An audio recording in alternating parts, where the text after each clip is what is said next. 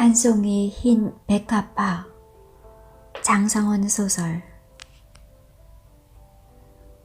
윤항서는 서울 세종로 내거리에 있는 신문사의 문화부 기자였다. 종교미술문화재를 담당했다. 1974년 이 신문사에서 종을 울렸던 자유언론 실천운동이 국내는 물론 외국에까지 큰 파문을 던졌다. 그러나 유례없는 정부의 광고 탄압으로 신문사는 경영상 심대한 타격을 받았다. 기업 광고가 하루아침에 뚝 끊어져 광고란이 백지로 나가다가 국민들의 눈물겨운 격려 광고로 근근히 버텨나가는 형편이었다. 광고 탄압이 오래가면서 경영진과 기자들 사이 갈등이 생기기 시작했다. 또 기자들 사이에서도 기사보도 문제를 놓고 강경파와 온건파가 맞섰다. 나아가서 자유언론을 제대로 실천하지 못하는 신문 제작을 거부할 것이냐, 제작에 참여할 것이냐 양분되어 균열이 심각해졌다. 윤항서는 고민하고 있었다. 처음에는 신문 발행만큼은 유지돼야 한다는 의견이었다. 지면과 펜이 없는 기자는 무기가 없는 군인과 마찬가지이기 때문이다. 그러나 제작 참여는 결국 정권과 적당히 타협하고 사실상 자유언론을 포기한 것과 다름이 없었다. 어느 쪽에 서야 할지 참으로 판단이 어려웠다. 1975년 3월 초 어느 날 점심시간이 가까워져 문화부 수석기자 박윤아 선배가 윤항서에게 물었다. 윤영, 오늘 점심 약속 있어? 없습니다. 그럼 잘됐네. 같이 갑시다. 박 선배는 자유언론 실천운동을 이끌어가고 있는 주동인물이었다. 박 선배를 비롯해 문화부 기자들이 앞장서 운동의 횃불을 들고 일어나던 것이다. 둘이서 신문사 문을 나서면서 박 선배가 낙동강으로 갑시다. 천주필과 약속이 되어 있어. 낙동강은 다동에 있는 소금구이 집이었다. 천주필은 천관우 선생을 가리켰다. 천관우는 7년 전에 이 신문사의 주필을 지냈지만 여전히 천주필로 통하고 있다. 지금은 민주수호 국민협의회 공동대표를 맡아 박정희 정권의 유신 독재에 대항하는 정치적 협의체를 주도하고 있다. 사학자요, 언론인으로 특히 젊은 기자들의 존경을 받고 있었다. 내일이 경칩인데도 거리에는 찬바람이 휘몰아쳐 두 사람은 빠른 걸음으로 소금구이 집으로 갔다. 신발을 벗고 들어가는 식당의 방마다 손님들이 얇게 썬 등심을 숯불에 구워 안주로 먹으면서 술도 마시고 보글보글 끓는 된장찌개 식사도 했다. 박 선배와 윤항서도 상에 차려져 있는 방으로 안내되어 천주필이 오기를 기다렸다. 옆자리 손님들은 자기들끼리 조용하게 반주를 주고받으면서 식사를 했다. 약속 시간보다 10여 분 늦게 천주필이 들어섰다. 육착이 넘는 장신 거구였다. 어떤 여기자가 우스개로 천관우의 몸집을 천관 나가는 소와 같다고 비유하기도 했다. 육중한 체구와는 달리 얼굴 생김새는 준수했다. 어렸을 때는 신동으로 신문에 보도된 적도 있었다. 박형, 늦어서 미안합니다. 윤영도 오셨네. 오랜만입니다. 천주필은 후배라도 말을 놓지 않고 형이라고 부르면서 존댓말을 썼다. 주필을 그만둔 지가 벌써 7년이 지났지만 많은 기자들의 이름을 기억하고 있었다. 박윤아가 먼저 요즘 신문사 사정과 동태에 관해서 자세하게 천주필에게 설명했다. 천주필은 소금구이 몇 점을 안주로 소주를 마시면서 박윤아의 말에 귀를 기울였다. 천주필은 소주를 맥주잔에 따라 마셨다. 말술이었다.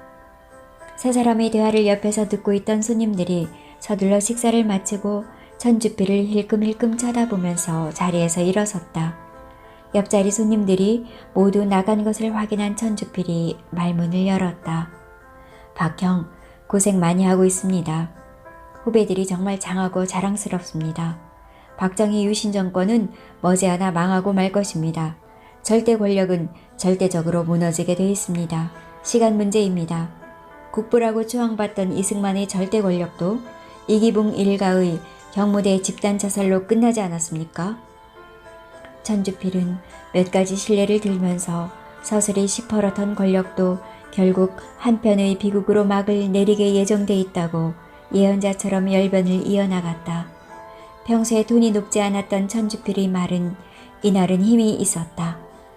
국가안보와 경제개발을 내세워 자유민주주의에 역행하는 반시대적 독재체제를 만들고 언론이 완전 통제받는 이런 상황을 기자들이 모른 채 한다면 언론인으로서 지식인으로서 역사에 죄를 짓는 것 아니겠습니까?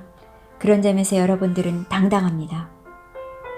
박윤하와 윤항서는 일방적으로 한참 계속되고 있는 천주필의 강론과 격려를 묵묵히 듣고만 있었다. 분위기가 무거워졌다. 그때 종업원이 된장찌개 그릇을 상위에 올려놓고 사그러진 숯불을 빼내갔다. 그제야 천주필은 나 혼자 말을 많이 했네. 어서 식사들 하세요. 자기는 밥에 손도 대지 않고 두 사람에게 식사를 권했다. 박윤하가 말씀 잘 들었다며 숟가락을 잡았다. 윤항서가 둘이서만 먹기가 미안해서 주필님도 식사를 좀 하셔야지요 했지만 나는 됐습니다. 소주도 많이 마셨고 고기도 몇 잔 먹었고 그러면서 남아있는 술을 자작으로 더 마셨다. 두 사람의 식사가 끝나자 천주필이 다시 입을 열었다. 아까와는 달리 말의 톤이 낮아졌다. 권력에 맞서 옳은 일을 하는 것은 어려운 일입니다. 신변의 위협을 받을 수도 있고 직장에서 쫓겨나 생계가 막막할 수도 있고 긍지를 가지면서도 한편으론 외롭고 각오를 단단히 해야 합니다. 자유언론 운동에 뛰어든 후배들의 험난한 앞길을 예견한 듯 걱정스러워하는 표정이었다. 몇 해 전 신문사를 떠난 천주필 자신도 지금은 일정한 수입이 없어 경제적으로 어렵고 쓸쓸하게 지내고 있다고 근황을 털어놓았다. 천주필은 헤어지면서 절대 권력과 싸워 당장은 우리가 이길 수 없습니다. 그야말로 무소불위의 힘과 칼을 휘두르기 때문입니다. 희생은 불가피합니다. 그러나 우리는 역사의 승자가 될 것입니다. 이렇게 두 사람을 고무했다. 천주필을 만난 다음 윤항서의 마음은 제작 거부 쪽으로 기울기 시작했다. 절대 권력은 절대 망한다. 우리는 역사의 승자가 될 것이다 라는 천주필의 확신이 윤항서에게 영향을 미친 것이다. 윤항서가 그렇게 마음 잡아 가고 있을 때 신문사는 광고 격감에 따른 경영난이라는 이유로 일부 부서를 폐지하고 소속 기자와 간부들을 해임했다. 회사의 전격적인 조치에 기자 측은 광고 탄압으로 비롯된 경영난을 우리도 잘 알고 있다. 경비 절감의 필요성을 충분히 이해한다. 그러나 기자들에 대한 집단 해고는 받아들일 수 없다. 경영이 어려우면 전체 기자들이 급여를 깎아도 좋으니 해직을 시키지 말아달라는 성명서를 냈다. 회사는 이 성명서가 회사의 조치에 반발한 것이라며 성명서를 낸 주동인물 박윤하를 해고했다. 박윤하는 온후하고 합리적이었다. 그러면서도 자기의 소신을 굽히지 않고 지켜나가는 사람이라 후배들이 신망을 얻어 운동을 이끌어가고 있었던 것이다. 이런 일이 있은 이후 사태가 급속도로 악화됐다. 신문 제작 참여파와 거부파가 확연하게 나누어지기 시작했다. 제작 거부 쪽으로 기울어져 가던 윤항서는 아내의 외가 오빠이기도 한 박윤하가 해고되자 신문 제작을 거부하기로 확고하게 마음을 굳혔다. 윤항서는 그런 결심을 아내 김영숙에게 알렸다. 아내는 아주 담담하고 태연하게 남편의 결정을 받아들였다. 잘하셨어요. 당연히 그렇게 하셔야지요. 매사 신중하고 꼼꼼한 윤항서와는 달리 김영숙은 성격이 활달하고 대범했다. 결혼 6년 차, 4살 난 아들이 하나 있었다. 평소 아내의 성격을 모르는 바 아니지만 어렵게 내린 자기의 결단을 저렇게 한마디로 평가해 버리는가 싶어 가벼워 보이기도 하고 한편으론 믿음직스럽기도 했다. 내가 신문사에 쫓겨나면 어떻게 먹고 살려고? 옳은 일을 하시겠다는 분이 그런 걱정은? 윤항서는 조금 면박을 당한 기분이었다.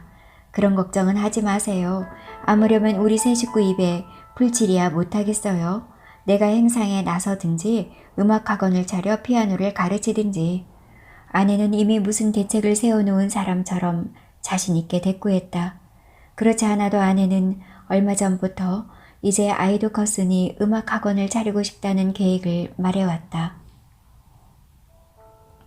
김영숙은 대학에서 음악을 전공한 재원이었다. 몸매가 날씬했다. 한복을 입으면 전형적인 동양 미인의 맵시가 났다. 특히 눈이 크고 시원하게 생겨 매혹적이었다.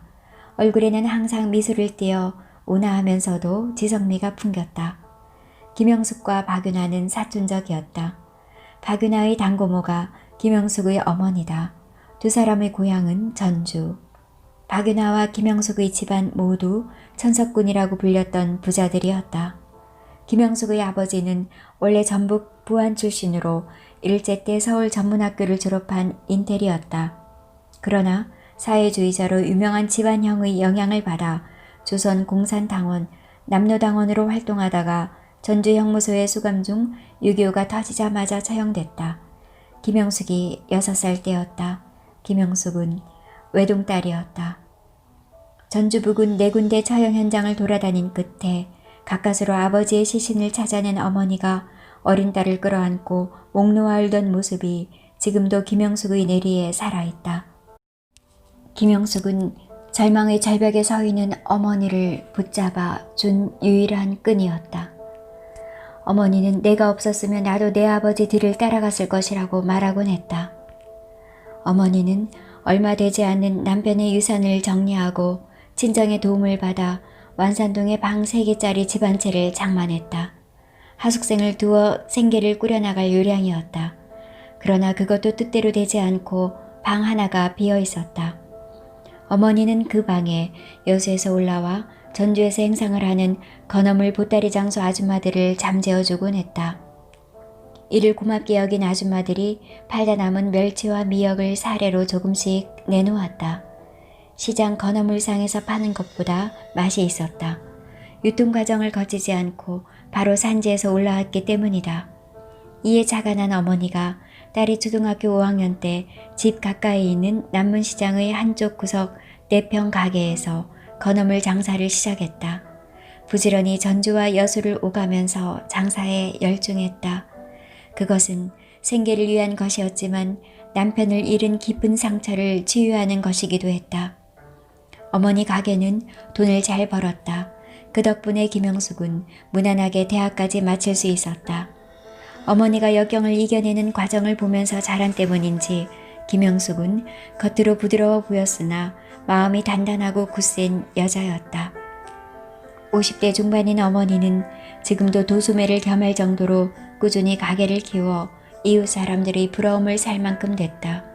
그런데도 가끔 내 손을 잡고 내 아버지 면회를 갔을 때가 행복했다고 말해 딸의 눈시울을 붉게 만들어 놓았다. 대학 졸업 후 김영숙은 근 외삼촌의 친구가 이사장으로 있는 군산 어느 사립여고에서 교편을 잡았다. 이사장과 교장 모두 음악팬이어서 학생들의 음악과외 연습과 대외 활동을 적극적으로 지원했다. 김영숙의 제자 가운데 2 학생은 피아노 연주 실력이 뛰어났다. 김영숙은 이 2 학생을 외가 오빠 박윤아가 다니고 있는 신문사의 음악 콩쿠르에 내보내기 위해 함께 상경, 문화부에 잠시 들렀다. 윤항서와 김영숙이 처음 만나 서로 얼굴을 보고 통성명을 한 곳이 바로 이 문화부였다. 윤항서는 훤칠한 미남이었으나 말수가 적고 숫기가 없어 부끄러움을 타는 편이었다. 반면 김영숙은 쾌활했다. 윤항서는 첫눈에 김영숙의 미모와 성품이 마음에 들었다. 김영숙을 만난 이후 날이 가면 갈수록 윤항서는 더욱더 김영숙이 그리워졌다. 밝고 꾸밈이 없는 김영숙의 모습이 머리에 떠오르면 자기의 마음도 밝아지고 가슴에 활기가 넘치는 것이 느껴졌다. 윤항서는 자기가 김영숙을 사랑하고 있다고 생각했다. 얼마가 지나서 윤항서는 회사에 1일 휴가원을 내고 군산으로 김영숙을 찾아갔다. 내향적인 윤항서로서는 용기를 낸 결행이었다. 아무런 사전 연락 없이 윤항서가 불쑥 학교를 찾아와 김영숙은 적잖이 놀랐으나 반갑게 맞아주었다. 아니 어쩐 일이세요? 이렇게 갑자기 찾아오시고 군산에 무슨 볼일이 있으셨어요? 김영숙 씨가 보고 싶어서 찾아왔습니다. 이 말 대신에 윤항서가 겨우 한 말은 예예 김제 금산사에 취재할 게 있어 왔다가 서울 올라가는 길에 군산은 제가 군산비행장 공군부대에서 장교로 복무한 정든 고장입니다. 이렇게 엉뚱하게 답변했다. 그러세요? 김영숙은 그런가 보다 했다. 마침 김영숙이 오후 수업이 없어 둘이서는 학교 근처 다방에서 대화를 나누었다. 이야기를 시작한 지 조금 지나 윤항서가 세상만사의 인연을 화제로 꺼냈다. 김영숙과 자기가 만나게 된 것도 자기가 군산을 찾아온 것도 깊은 인연이라는 것을 우회적으로 표현하려는 의도에서였다. 불교에서는 우주만상이 인연으로 생긴다고 말합니다. 우리가 서로 만나 이야기를 나누는 것도 교묘하고 절묘한 인연이라는 것이지요. 저는 불교에 대해서 전혀 모르지만 말씀을 듣고 보니 그런 것 같네요. 그런데 우리 엄마가 세상엔 좋은 인연도 많지만 악연도 있다고 그러시더래요. 맞습니다. 악연이 많지요. 사람들이 탐욕을 부리고 욕정과 화를 참지 못해 악연을 만듭니다. 그래서 좋은 인연을 맺도록 중생들이 마음을 다스리는 노력을 해야 한다고 가르치지요. 그것을 마음 공부라고 합니다. 봄과 꽃, 꽃과 나비는 좋은 인연이고 농부와 폭풍우, 백성과 폭군은 악연이지요. 우주의 삼라만상과 우리 인간사가 좋은 인연과 악연으로 얽혀져 있다고 합니다. 불교 공부를 많이 하셨나 봐요. 표현이 시적이고 깊은 뜻이 있어요. 스님의 살법을 듣고 있는 것 같아요. 윤항서는 그 칭찬에 흡족한 듯 빙그레 웃었다. 그리고 말머리를 바꿔 김영숙이 음악 이야기를 하도록 했다. 윤항서도 음악에 나름대로 조예가 있기 때문에 김영숙의 말 상대가 될 수 있었다. 두 사람이 처음으로 머리를 맞대고 2시간 대화를 나누었지만 두 사람 모두 시간 가는 줄 몰랐다. 호흡이 맞고 즐거웠다.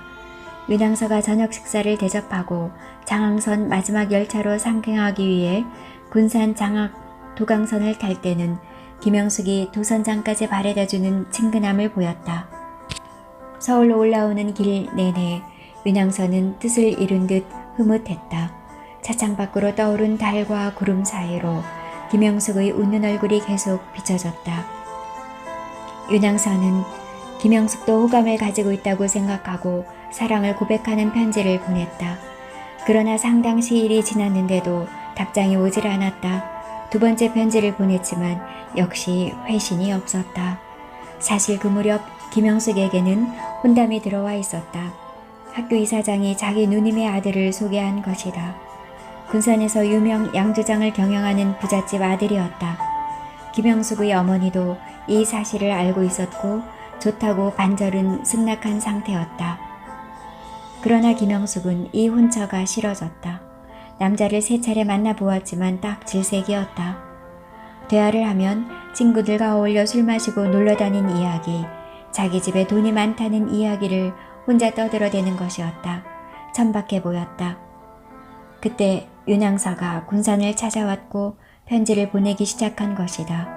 김영숙은 인물 댐댐이나 학벌이나 아는 것이 이 남자와 윤항서는 비교가 되지 않는다고 결론을 내렸다. 단지 이사장의 생질이기 때문에 그쪽의 자존심이 상하지 않도록 원만하게 혼담을 매듭짓는 데는 시간이 필요하다고 생각했다.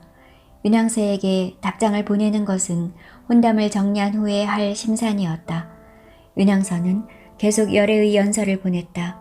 편지에 1년 번호를 매겨 9번째까지 보내고 있었다. 그 가운데는 이런 구절들이 있다. 형숙 씨가 내 가슴에 심어놓은 사랑의 꽃이가 나도 모르게 싹이 나서 싱싱하게 자라나고 있습니다. 나는 그 꽃의 이름을 형숙과 항서의 인연의 꽃이라고 부르렵니다. 나는 누가 뭐래도 어떤 비바람이 휘몰아쳐도 꺾이지 않고 시들지 않는 아름다운 꽃으로 가꾸어 나갈 것입니다. 형숙 씨의 모습이 내 마음에 바람을 일으키고 있습니다. 형숙 씨의 미소가 내 마음에 물결을 일으키고 있습니다. 형숙 씨의 눈빛이 내 마음의 햇빛처럼 반짝이고 있습니다. 형숙 씨의 말씀들이 내 마음에 실록의 잎사귀들처럼 생동하고 있습니다. 형숙 씨, 나는 형숙 씨와 일생을 동행하겠습니다. 형숙 씨와 손을 잡고 동행한다면 어떤 고난도 이겨낼 자신이 있습니다. 형숙 씨와 함께 노를 저어 간다면 파도가 험난한 바다일지라도 아무런 두려움 없이 항해할 수 있습니다. 형숙 씨, 나는 유심론을 신봉합니다. 물론 인간이 살아나가는데 경제적으로 물질을 무시할 수는 없습니다. 그러나 유물론으로 인류의 역사나 인간관계를 보는 것은 지나치게 물질을 우위에 두는 견해입니다. 나는 물질 위에 인간의 마음과 정신과 의지가 있어야 한다고 믿습니다. 물질이 마음을 지배하는 사회는 타락하고 부패하고 서로 싸우는 사회입니다. 인간의 따뜻한 마음들이 물질을 다스릴 때 그 사회가 건강하고 평화로울 것입니다. 드디어 윤왕선은 고대하던 김영숙의 답장을 받았다. 설레는 마음으로 뜯어본 편지에는 회답이 늦어 미안하다며 이렇게 씌어 있었다. 가능하시면 오는 26일 일요일 오후 3시 전주시 전북도청사 정문역 쌀이문 다방에서 뵈었으면 합니다. 어머니와 제가 나가서 뵙도록 하겠습니다. 윤왕서는 가슴이 뛰도록 기뻤다. 어머니가 윤왕서를 보기로 한 데는 박윤아의 권고가 크게 영향을 미쳤다. 어머니는 자초지정 딸의 이야기를 듣고 친정조카 박윤아에게 윤왕서에 관해 자세하게 알아보았다. 윤왕서는 충남 출신으로 명문가의 후손이며 아버지는 정부 고위직을 지낸 분이고 형님 두 분은 의사와 법대 교수라고 했다. 윤왕서는 아들만 셋 있는 집의 막내 아들로 심성이 착하고 신실하다는 것이다. 그만한 신랑감이 없으니 둘이 서로 뜻이 맞으면 결혼을 서두르라고 적극적으로 권했다. 어머니는 사익감의 직업이 기자라는 게 탐탁하지 않았으나 친정 조카들 가운데 어려서부터 가장 재주에 있는 윤아 조카가 다니는 신문사의 후배라는 데 마음을 놓았다. 쌀이문 상면이 있은 다음 김영숙이 윤왕서의 부모님께 인사를 올렸다. 윤왕서의 어머니는 안 사돈 될 부인이 시장에서 장사를 하는 게 마음에 들지 않는다고 불만족해했다. 그러나 아버지는 과묵하고 속이 깊은 항서와 명랑하고 시원시원한 형숙이가 잘 어울릴 것이라고 결혼에 적극 찬성했다. 두 사람은 100년 가약을 맺었다. 윤왕서는 전화를 얻은 듯 했다. 결혼식을 올린 후 서울 사직동 셋집에서 밀월의 신혼 살림을 차렸다.